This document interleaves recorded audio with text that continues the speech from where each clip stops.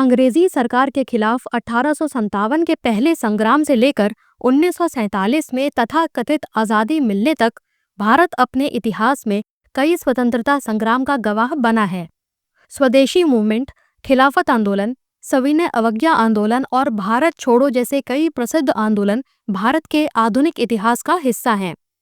खिलाफत आंदोलन भारत का एक ऐसा आंदोलन कहा जाता है जिसमें पहली बार हिंदू और मुसलमान एक साथ ब्रिटिश सरकार के खिलाफ लड़े थे। वामपंथी इतिहासकारों ने तो हमारी किताबों में यही लिखा है कि 1919 में लखनऊ से शुरू हुआ खिलाफत आंदोलन हिंदू मुस्लिम एकता की मिसाल बना था। लेकिन उनमें से किसी ने कभी भी खिलाफत आंदोलन की असलियत नहीं बताई। दरअसल यह एक ऐसा आंदोलन था जिसने मोपला हत्याकांड जैसी घिनौनी घटना को अंजाम दिया था, जहां हजारों हिंदुओं को क्रूरतापूर्वक मौत के घाट उतार दिया गया और न जाने कितनी ही महिलाओं के साथ दुष्कर्म किया गया था। वेलकम टू फैक्टो एनालिटिका और आज की वीडियो में हम खिलाफत आंदोलन, मोपला हिंदू हत्याकांड और इन सब में गांधी और कांग्रेस की भूमिका का पर्दाफाश करेंगे। एक तरह से देखा जाए तो खिलाफत आंदोलन के दौरान ही भारत के बंटवारे की नींव पड़ चुकी थी और तुष्टीकरण वाली राजनीति की शुरुआत भी यहीं से हुई थी। प्रथम विश्व युद्ध के बाद तुर्की पर राज करने वाले ऑटोमन साम्राज्य को समाप्त कर दिया गया और इस्लाम में खलीफा के पद को भी खत्म कर दिया गया था। अब क्योंकि दुनिया भर के मुसलमानों को खलीफा का पद खत्म किए जाने पर घोर आपत्ति थी, इसलिए इसके विरोध में भारत के मुसलमान भी अंग्रेजों के खिलाफ खड़े हो गए, क्योंकि खलीफा का शासन खत्म करने में अंग्रेजों की अहम भूमिका थी। लेकिन अंग्रेजों के विरुद्ध इस लड़ाई को हिंदुओं की मदद के बिना जीतना असंभव था। इसलिए अपने मजहबी आंदोलन को सफल कराने के लिए हिंदुओं का इस्तेमाल किया गया। पूरे भारत में अंग्रेजों के विरोध में खिलाफत कमेटी बनाई गई। इसमें मजहबी कट्टरपंथ के समर्थक मौलाना अबुल कलाम आज़ाद, मौलाना मोहम्मद अली, शौकत अली, अमीर अली, हकीम अजमल खान इत्यादि शामिल थे। मोहनदास गांधी ने इस आंदोलन को एक राजनीतिक अवसर के रूप में भुनाने की योजना बनाई। गांधी का तर्क ये था कि इस आंदोलन से हिंदू मुस्लिम एकता स्थापित होगी। 17 अक्टूबर 1919 को खिलाफत दिवस मनाया गया। इसके बाद 1920 में गांधी ने कलकत्ता में कांग्रेस अधिवेशन के दौरान असहयोग आंदोलन का प्रस्ताव रखा। वामपंथी इतिहासकारों ने हमेशा ही असहयोग आंदोलन और खिलाफत आंदोलन को अलग अलग दिखाया है, पर सच्चाई तो यह है कि असहयोग आंदोलन गांधी के द्वारा खिलाफत आंदोलन के पक्ष में ही आरंभ किया गया था। भीमराव अंबेडकर ने अपनी पुस्तक थॉट्स ऑन पाकिस्तान में लिखा है, सच्चाई यह है कि असहयोग आंदोलन की शुरुआत खिलाफत आंदोलन से ही हुई थी। इसका उद्देश्य अंग्रेजों से आज़ादी प्राप्त करने का कतई नहीं था। इस आंदोलन का मूल उद्देश्य स्वराज नहीं बल्कि खिलाफत था और स्वराज को बहाना बनाकर उसे खिलाफत आंदोलन से जोड़ दिया, जिससे हिंदू भी इस आंदोलन में भाग लें। गांधी ने तो यहाँ तक कह दिया था कि खिलाफत आंदोलन को सफल बनाने के लिए अगर स्वराज को टालना भी पड़े तो मैं तैयार हूँ। यह कैसा स्वतंत्रता संग्राम लड़ रहे थे गांधी और उनकी कांग्रेस, जो भारत के मुसलमानों के मजहबी हितों को साधने के लिए हिंदुओं का इस्तेमाल किया जा रहा था। पर बात यही खत्म नहीं होती। असली नरसंहार होना तो अभी बाकी था।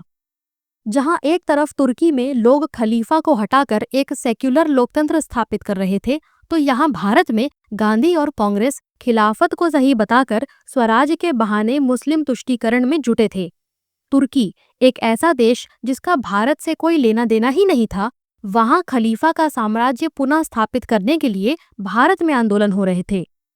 इसी दौरान 1921 में हकीम अजमल खान, 1923 में मौलाना मोहम्मद अली जौहर और उसके बाद मौलाना अबुल कलाम आज़ाद जैसे कट्टर मुसलमानों को कांग्रेस का राष्ट्रीय अध्यक्ष बनाया गया।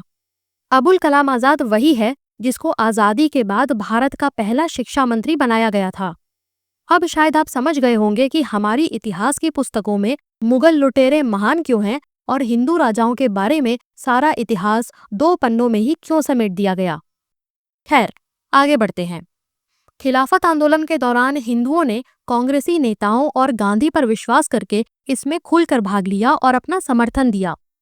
पर जल्द ही इस मजहबी आंदोलन के पीछे की सच्चाई और इसके दुष्परिणाम सामने आने लगे। खिलाफत आंदोलन के दौरान होने वाली मीटिंग्स में खुलकर काफिरों यानी हिंदुओं के विरुद्ध हिंसा के नारे लगाए जाने लगे। आंदोलन की आड़ में मजहबी कट्टरपंथ को हवा मिलती गई और जल्द ही इस हवा ने केरल के हिंदुओं के कत्लेआम की आग को भड़का दिया। इस आंदोलन से जन्म हुआ हिंदुओं के एक ऐसे नरसंहार का जिसको वामपंथी इतिहासकारों की धूर्तता के कारण इतिहास में कोई स्थान नहीं मिला। खिलाफत के लिए गांधी और कांग्रेस के समर्थन ने 1921 में मोपला दंगों को जन्म दिया। दरअसल मोपला मुस्लिम किसानों का एक समुदाय था जो केरल के मालाबार इलाके में रहता था। ये किसान कुछ पीढ़ियों पहले हिंदू थे जिनके पूर्वजों को टीपू सुल्तान के मालाबार आक्रमण के दौरान जबरदस्ती मुसलमान बना दिया गया था। अब क्योंकि खिलाफत आंदोलन मजहबी कट्टरपंथ का रूप ले चुका था, इसलिए केरल में सैकड़ों हिंदू जमींदारों की हत्या कर दी गई और कई मंदिरों को बुरी तरह नष्ट कर दिया गया।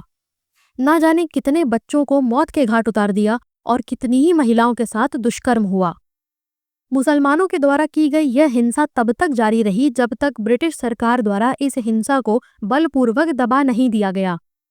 सर्वेंट्स ऑफ इंडिया सोसाइटी की इंक्वायरी कमेटी की रिपोर्ट के अनुसार मोपला दंगों के दौरान 20,000 से अधिक हिंदुओं की हत्या हुई और 50,000 से ज्यादा का जबरदस्ती इस्लामीकरण हुआ। हिंदू महिलाओं के साथ हुए दुष्कर्म की तो गिनती ही नहीं है।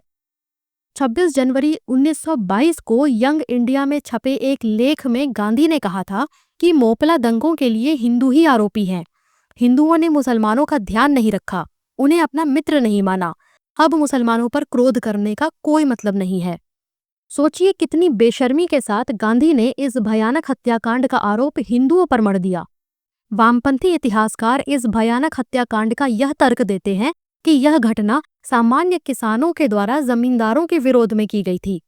अगर यह बात सही है तो मौलाना आजाद सुबहानी जैसे कट्टर मुस्लिम नेता के इस बयान का क्या मतलब है जिसमें उसने कहा था कि अंग्रेजों से भी बड़े दुश्मन 22 करोड़ हिंदू हैं। मोपला हिंसा के इस घिनौने कृत्य के बाद भी गांधी और कांग्रेस ने खिलाफत आंदोलन का समर्थन करना नहीं छोड़ा। वीर सावरकर, डॉक्टर अंबेडकर जैसे अन्य लोग जिन्होंने इस हत्याकांड की आलोचना की और हिंदुओं का पक्ष रखा, उन लोगों को सांप्रदायिक और गंगा जमुनी तहजीब का दुश्मन बता दिया गया। मोपला दंगों के भयानक नरसंहार के बाद 1924 में तुर्की की संसद ने खलीफा के पद को पूरी तरह समाप्त कर दिया और वहीं भारत में ब्रिटिश सरकार के द्वारा खिलाफत आंदोलन को भी दबा दिया गया। खिलाफत आंदोलन की विफलता को छुपाने के लिए गांधी और कांग्रेस ने इसे हिंदू मुस्लिम एकता के लिए मील का पत्थर बताया। यह कैसी हिंदू मुस्लिम एकता थी? यह कैसा भाईचारा था जिसमें बलि केवल हिंदुओं की ही दी गई? खिलाफत आंदोलन के दौरान केरल में हुआ मोपला नरसंहार इतिहास की एक ऐसी शर्मनाक घटना है जिसने लाखों हिंदुओं का जीवन प्रभावित किया। वामपंथी इतिहासकारों द्वारा लिखी गई इतिहास की पुस्तकें इस पूरे आंदोलन और इसमें गांधी और कांग्रेस की भूमिका को बड़ी चालाकी से छिपा ले जाती हैं और इस शर्मनाक घटना को अंग्रेजों के खिलाफ किए गए स्वाधीनता संग्राम के रूप में दर्शाती हैं। खिलाफत आंदोलन एक तरह से 1947 में हुए भारत के बंटवारे की पृष्ठभूमि था, जिसे बड़ी बेशर्मी से हिंदू मुस्लिम एकता का नाम दे दिया गया। आशा है यह वीडियो आपको पसंद आई होगी। कमेंट करके अपने विचार अवश्य लिखें। वीडियो को ज़्यादा से ज़्यादा लाइक और शेयर करें और चैनल सब्सक्राइब करके बेल नोटिफिकेशन दबाना ना भूलें, जिससे हर वीडियो आपको समय पर मिल सके। See you all in next video. Stay safe. जय भारत। वंदे मातरम।